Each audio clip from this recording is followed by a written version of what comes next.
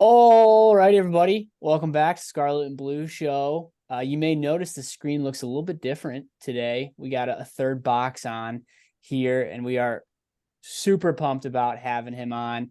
I want to welcome everybody to and introduce Dennis Fithian to the show here. Dennis is the director of multimedia for Michigan Rivals and the host of the Maize and Blue Review, and he's here. Come on, talk about the Wolverines, deal with Garrison's nonsense. Finally have a united front against Garrison Dean. Dennis, how we doing? I'm doing good, except I believe that the show should be called the Blue and Scarlet. I don't know why you'd put the Scarlet in front. Now, if you were doing it because Ohio State had won last year or they had won the year before, I would understand it. But maybe you're going for, I don't know, you're doing the last 20 years, so that's how you came up with the name. But It's I called would put the sympathy. I'd Oh, put the that's what's blue. called. I'd put blue in front of Scarlet. That's just me. I know. It's called sympathy, man. He was down, he was out. He's been struggling for the last 2 years. We gotta throw him a bone there. Hey man, I gotta get something, don't I? Come on. So Dennis, obviously we're excited to have you on. There's lots to talk about today.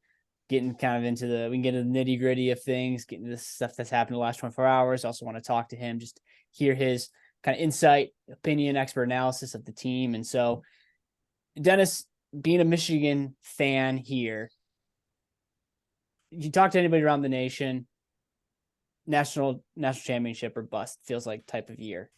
All the talent's back. What's your expectation? What's the outlook for this year? Anything less than what needs to happen?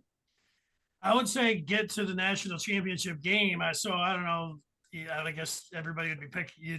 If you were a Michigan fan, you'd say you'd want to win that game. But they went to the college football playoffs the last 2 years, so they definitely want to do that again. And then they want to advance. You don't know who the teams are playing. They run up against a team and they get a bad matchup, and you might think, well, it wouldn't be a bust if they're, I don't know, 10-point underdog or something in Alabama. But as we look at it right now in the preseason, I think, national championship game, and then, winning the national championship, anything less than getting to the title game would be, as we sit here right now, would be a disappointment.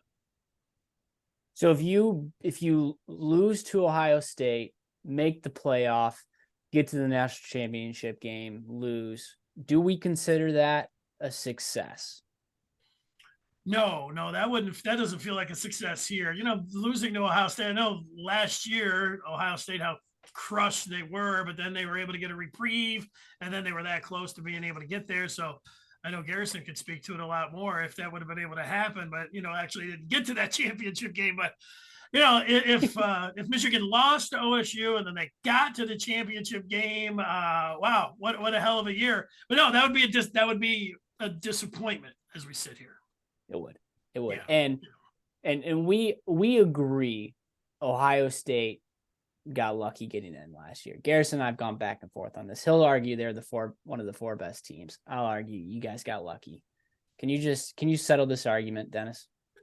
Well, I thought that they were the fourth best team. Like, I liked Alabama. Alabama's good, but Alabama had two losses. So, and I also think that Ohio State, showed.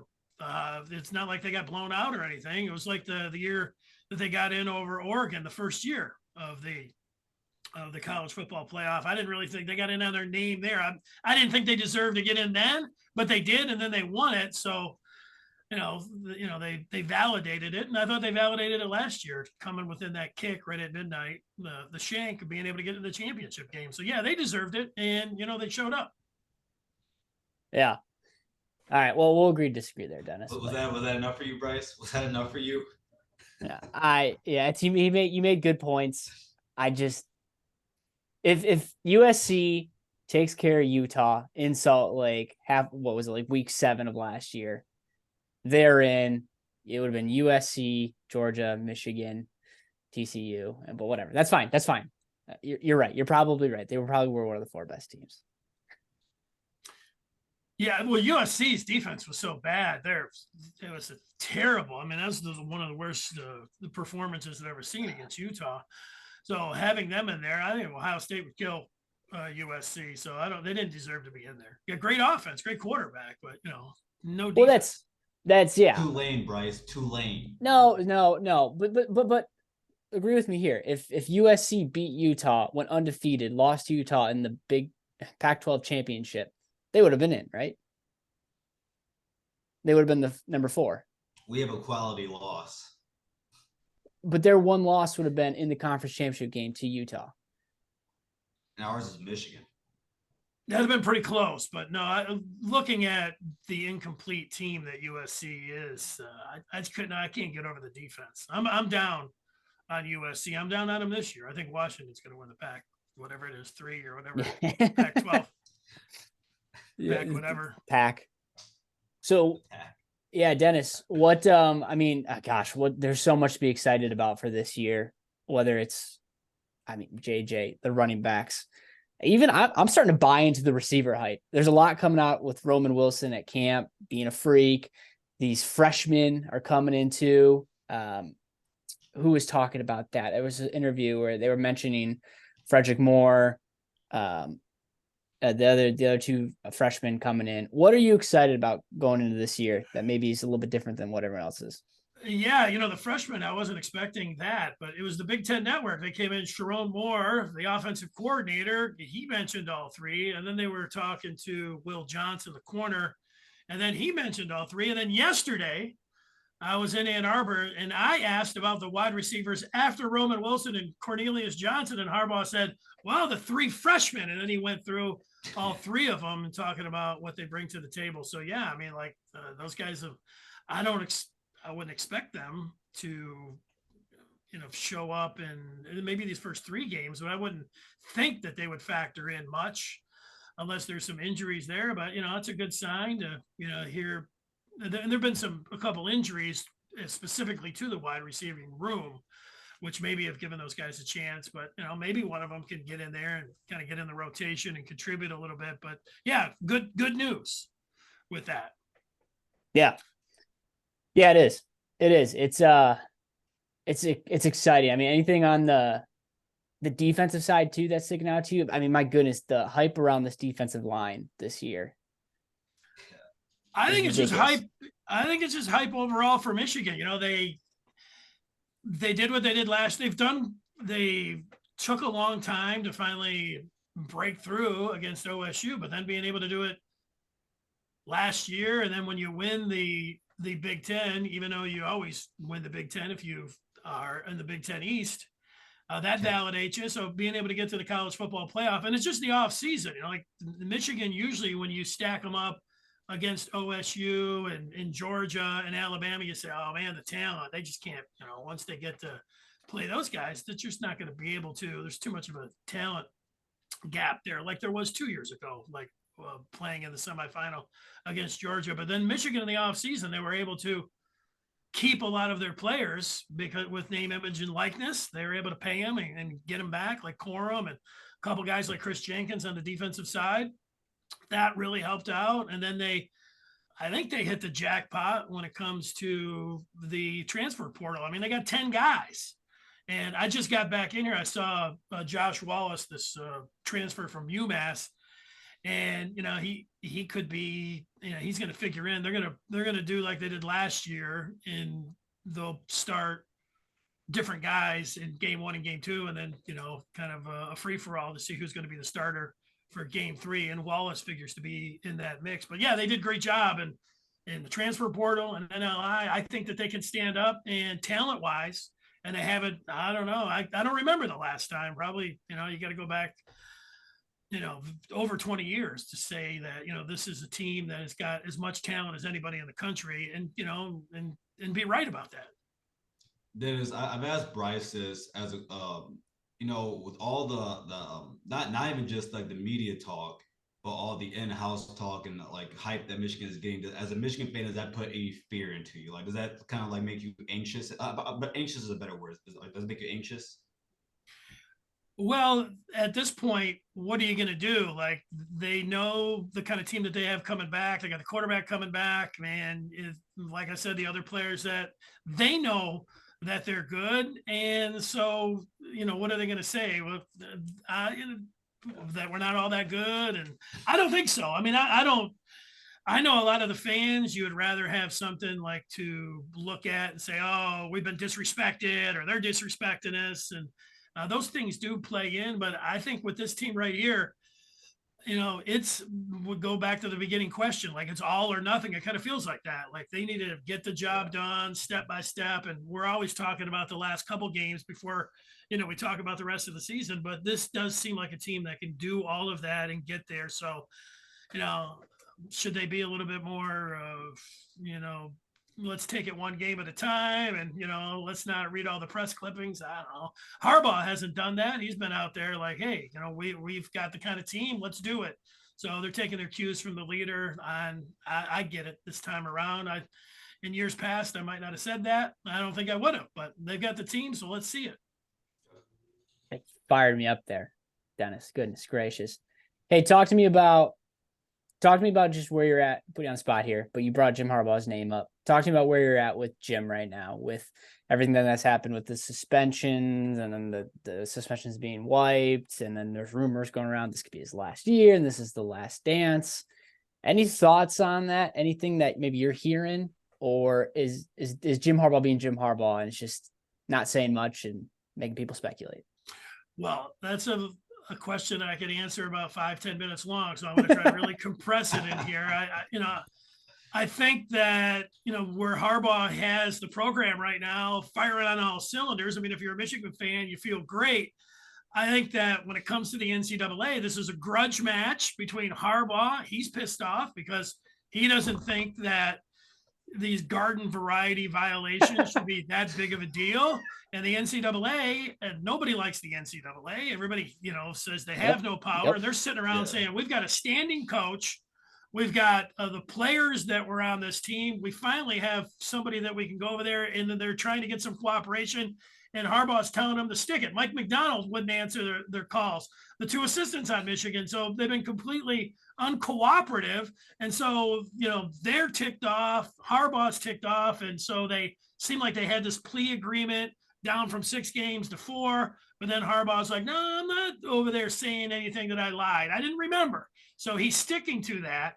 And I think it works out. It gives Harbaugh options. I would rather, if I'm a Michigan fan, I wouldn't have minded just say, hey, let's get it down to 2 games this year or whatever, even the 4, just get this and move on, considering the schedule that they have. They don't have to talk about it anymore. But for Harbaugh, now he's sitting over there. As you know, there's been a contract that's been sitting out there for him that he could sign. And there's been 2 schools of thought. One, that he's not signing it because he would have a gigantic buyout to go to the NFL, and he didn't want that. The other school of thought, and a lot of Michigan fans, I think they're hopeful that this is the reason, is that he had the NCAA thing looming over and that they weren't going to allow him to sign that. There's I don't know if they say a rule or that's just understood between the president and the athletic director that they're not going to sign a contract with a pending NCAA investigation. So they've kicked the can to next year. And it gives Harbaugh that option. He goes into the offseason, January, and the NFL could come calling again. And this time around, he might be like, I'm out. So I don't know if that answers the question or not. You could say that is Harbaugh being Harbaugh. It gives him some options. I don't think he orchestrated it all like this. But as it went out, the NCAA is like, take this violation and admit it. He's like, no. And so now, here they are doing this. And I don't think it's that big of a deal, ultimately, whatever side that you're on. But Michigan fans are making too little of it. And, of course, the rivals and other people I think, are making too big of a deal about it. So, they're not as squeaky clean as, if you're a Michigan fan saying, we do nothing wrong. We've done nothing. But remember this, Michigan, their idea is that the ultimate sin is to pay players to go to your university, pay to play or a signing bonus, even though everybody else seems to be doing it. And if there's no repercussions, and it's part of the game right now. Michigan is standing on that hill. I think part of it, that might have some ethics to it. I think the other part of it is that the fan base buys into it and they love it. And so there we are. I mean, there's a lot of moving parts with it. But as we sit here, I think I I didn't think it was going to have an effect on this season anyways because of the teams that they were playing. And now that it's been lifted, I don't think it's going to have an effect till after the season, until the NFL, coaching carousel kicks up. So that's about as quickly as I can get. No, that was fantastic, Yeah. and a lot of really good points in there. Obviously, I agree that the Jim's kind of ready to go to battle. Right, there was two ways this can go, and one of those was just, all right, we're going to go to war, heels in the ground, and it feels like there's definitely a piece of that is there. Josh Pate over at Late Kick had a fantastic analogy comparison to, if those of you watch The Office, where Pam is negotiating her new title and they can't prove that she's lying, so she just continues to go with it, and then she gets her way. Same exact thing, and showing how completely incompetent the NCAA is. But that was a good line, but I didn't agree with Payne about Harbaugh getting offered that Broncos job. That I don't think anybody believes that. But it's a nice little angle to take because you can't really prove it. So that's one of those nice little media things that you could put out there. But I didn't agree with him on that. Dennis, that's why you're best in the biz. Because I remember hearing that and thinking, wait, did he really? I must have missed that. I don't even think he would take that job. Which is what Pate said. Yeah.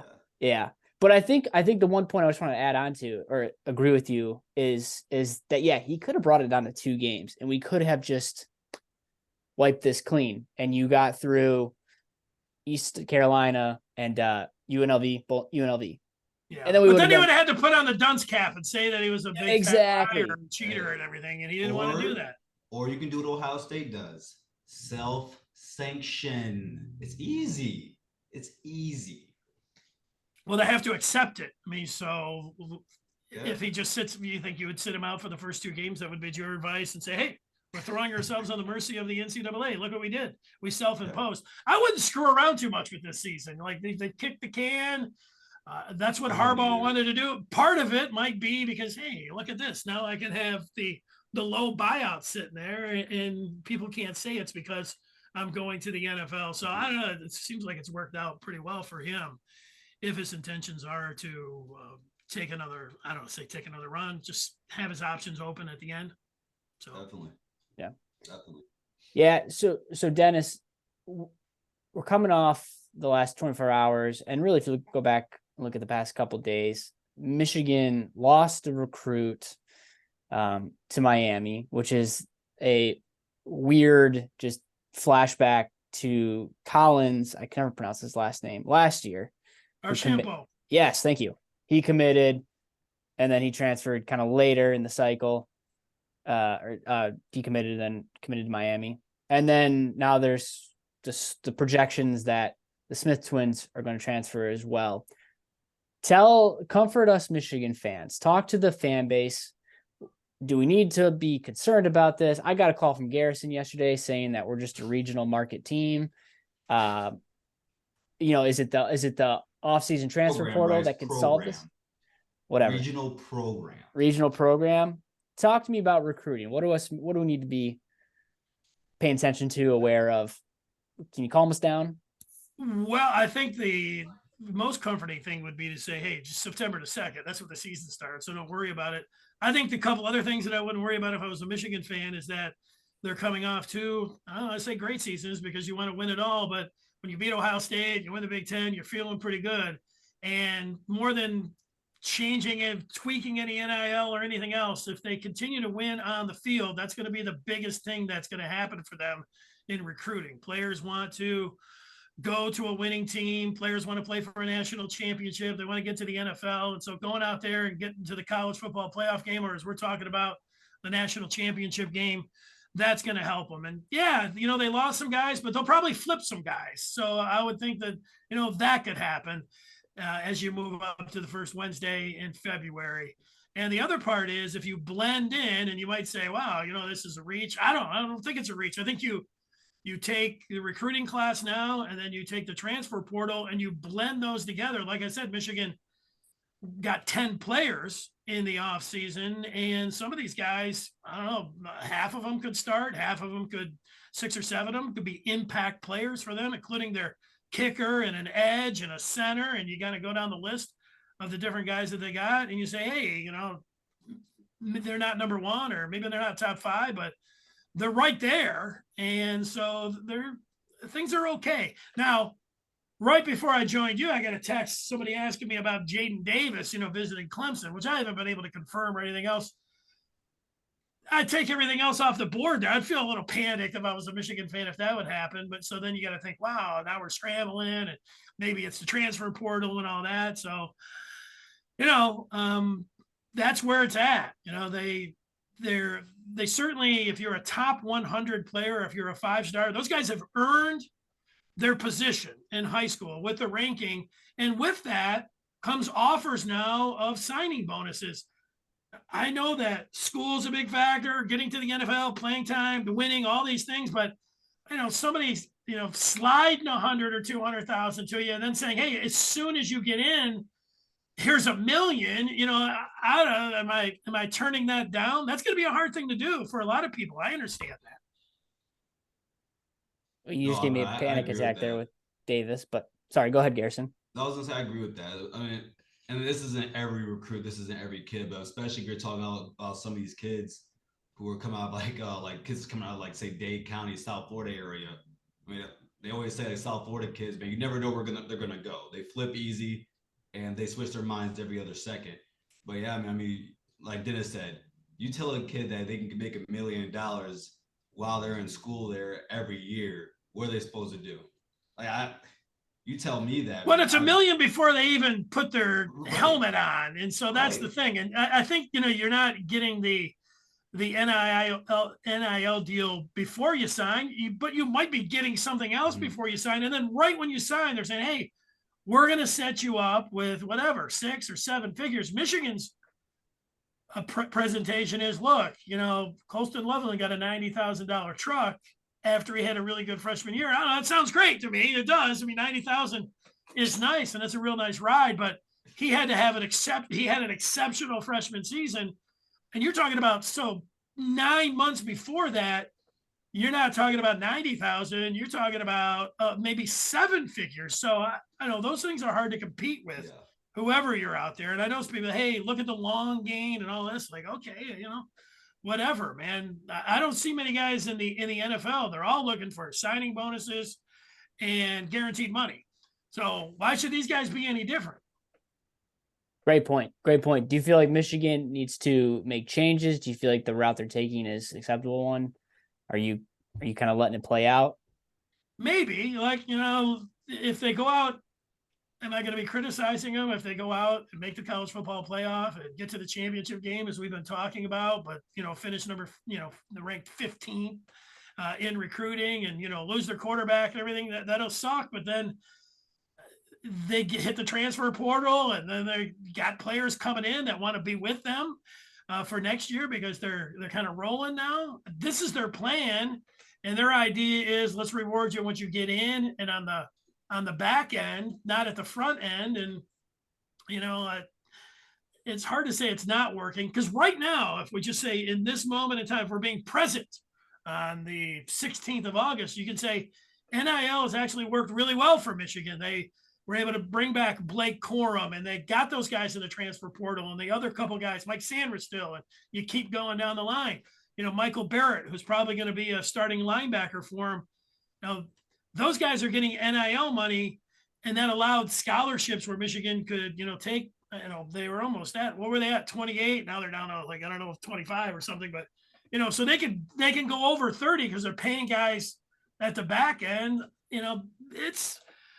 It's not a strategy that makes you excited because you don't get the 5 stars and the top 100 guys, but the proof is always going to be on the field. That's a long answer to say, I am going to wait and see, and how they're doing right now, I'm going to let it play out. At this time last year, I was complaining about how they couldn't get anybody in the transfer portal. Oh, they couldn't get them in school, and they're totally hamstrung. They can't pay the players, and they can't get anybody in on the transfer portal. In a couple of years, this thing's, it's going to fold. Well, and then they came back and they were able to get people in the transfer portal. So I think that if they're losing guys left and right, they're after 2 guys right now that are 2 of the top 5 players in the country, and Sanders from Providence, North Carolina, the tackle, and Bryce Underwood, who's right down the road. in Belleville, Michigan. He might be, I think he's the top quarterback from everybody, a top five guy. Those guys are going to be getting offered 7 figures. So if Michigan's able to pull those guys, then, like I'll go back and say, look, I'm not going to sit there and when they're on the number 2 team of the country and what they've done the last 2 years and then what they did in the transfer portal and say they don't know what they're doing.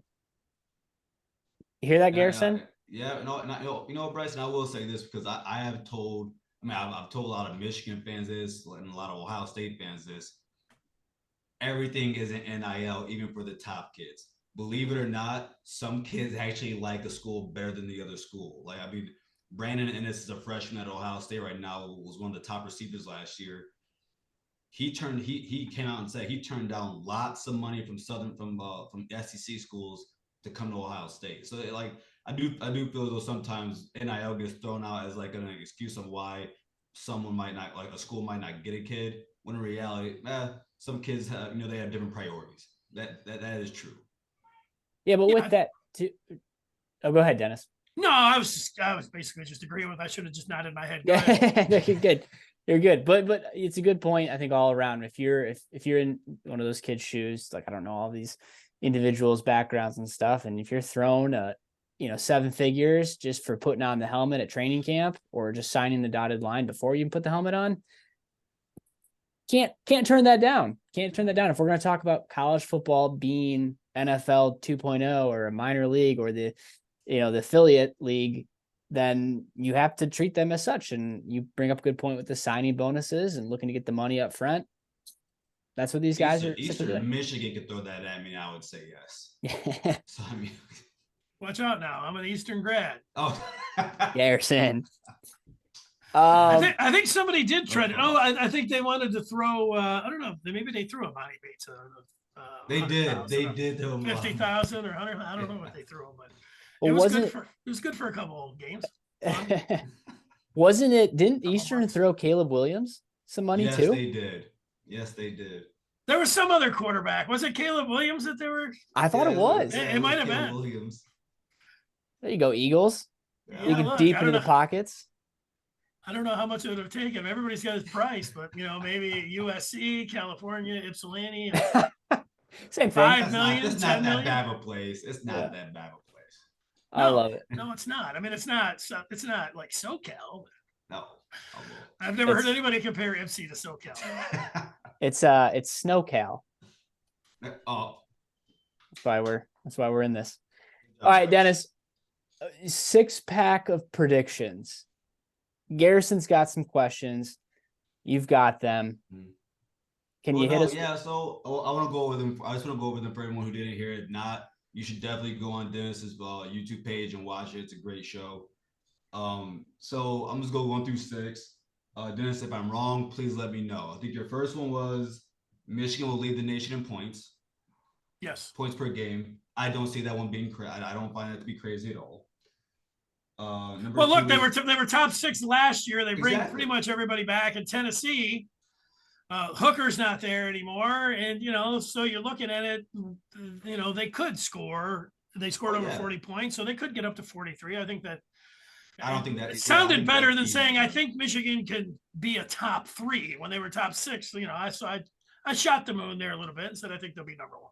Oh, I didn't think you shot the moon at all. I'm like, what? Especially in those first 3 games, if you put up like 60. I mean, if you guys wanted to, you could put up 70. But I mean, it's not. I don't think it's that wild. Okay. JJ being a top 5 quarterback in this upcoming NFL draft. Now, my only question to that is, what are his stats this year?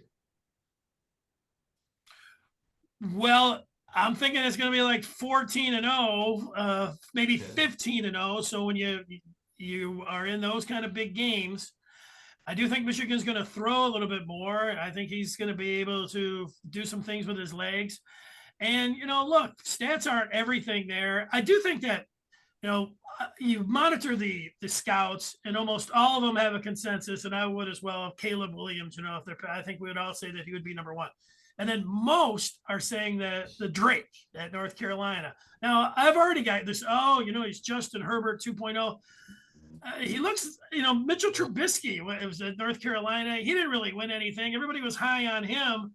And I know it's just a comparison because they went to school there, but does Drake May ever win a big game down there? I'm holding off a little bit on just anointing him as like, oh my God, he's going number 2 for sure. So I think there's another group of like 6 or 7 guys in there.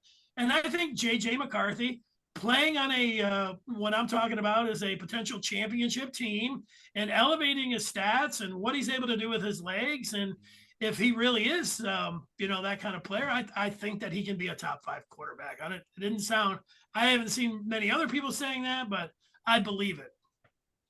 All right, man. I like Bryce. I think JJ will take I think he's going to take a step this year. I do believe he's going to take another step this year. Step forward a step forward, a step forward.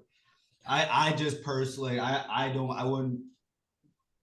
And with new information, I can change my mind. But I mean, at the moment, I wouldn't say he's a first round quarterback. But if he elevates himself, mostly for me in the pocket, then I could see him being a first round quarterback. I could. Number 3, both your Blake Corum and Don being the first 2 running backs taken. Now, the only reason I disagree with that is because there's a kid in Columbus, Ohio, who a lot of people have forgotten about. And if he has a season that I believe he's going to have, I don't think either of those 2 are being picked over him. Well, Travion Henderson's a great back. And the one thing, like, Michigan doesn't get to play the Ohio State defense every game. So if they were able to do that, then these guys might go 1-2 in the draft. Donovan Edwards putting up over 200 yards.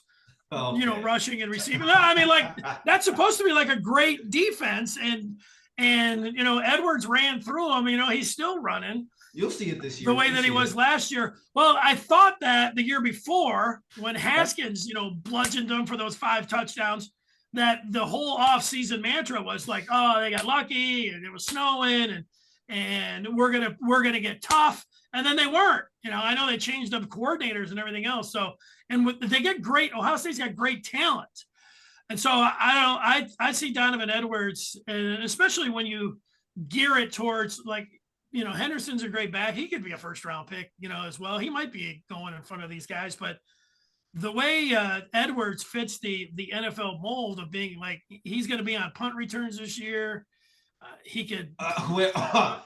Bryce, Dennis, can you say that again for me, please? We don't have that much time, Garrison.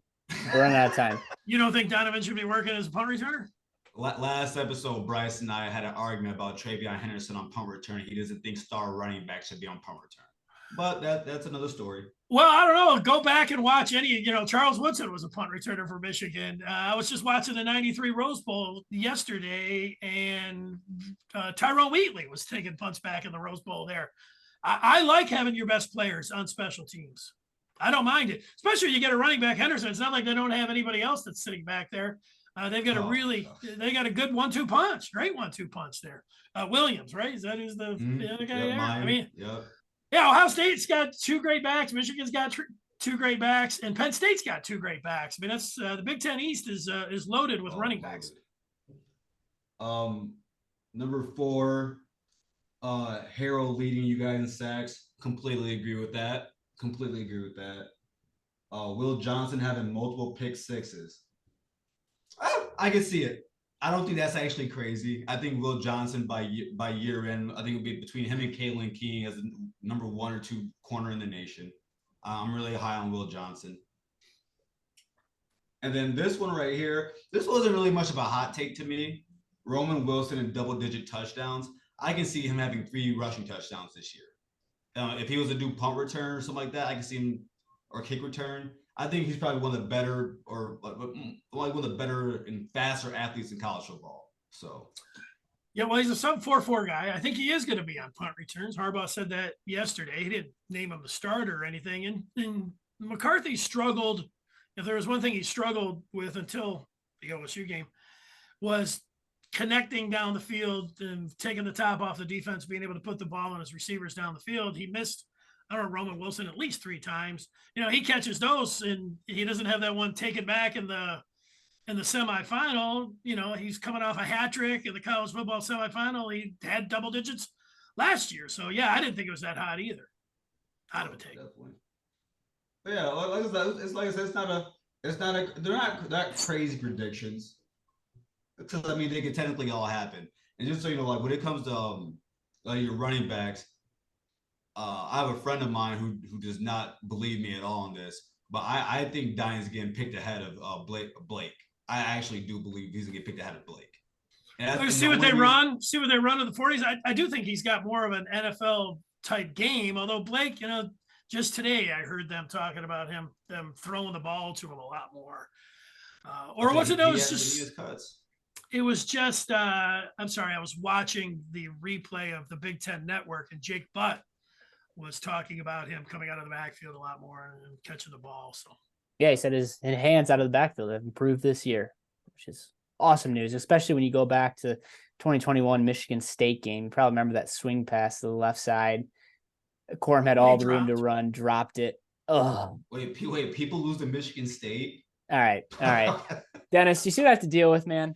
I don't know why I agreed to do this.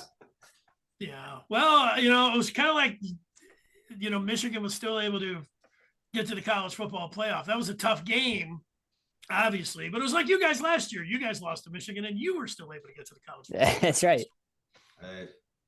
Awesome. Dennis, you're a busy man. I know you got a lot going on. You scared me a little bit with the Jaden Davis Clemson text message, but I'm going to assume. Don't be scared. All right. Yeah, I don't know. That was out of left field. That was maybe just people talking, and that was maybe people that were going over the top and hot taking it because they lost the Smith brothers. They lost Rudolph to Miami, so maybe that was just people thinking like pile on. Yeah, no, really. Now when they lose Davis, that's when they'll start sweating. That's me. Yeah, that was probably a text from Garrison. Unbelievable. Let's probably check it. All right. Well, if you're not following Dennis, go follow him. He's on Twitter at Dennis Fithian. He's got his show, Maize and Blue Review. That's at Michigan Rivals. He's got his YouTube channel. So go follow, go subscribe, all of those things. I know he's on Rivals as well too. So if you haven't followed him already, go follow him. He's the man. He knows it all. So Dennis, thank you so much for joining us. We really appreciate this and had a great time. Hope to have you back on sometime. Yeah, no problem. Thank you, man. Thank you. Really appreciate you.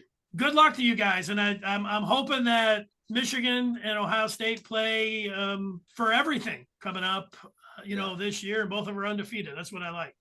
Absolutely. Hey, man, the rivalry is alive and well, man. It's alive and well. This show would not work without the last 2 years. Let's just say that. No, it wouldn't have been much fun. I wouldn't be coming on. No, nor would I. Fair awesome. enough. All right. Well, everyone, thanks so much for watching. We'll be back next week. Talk to y'all soon.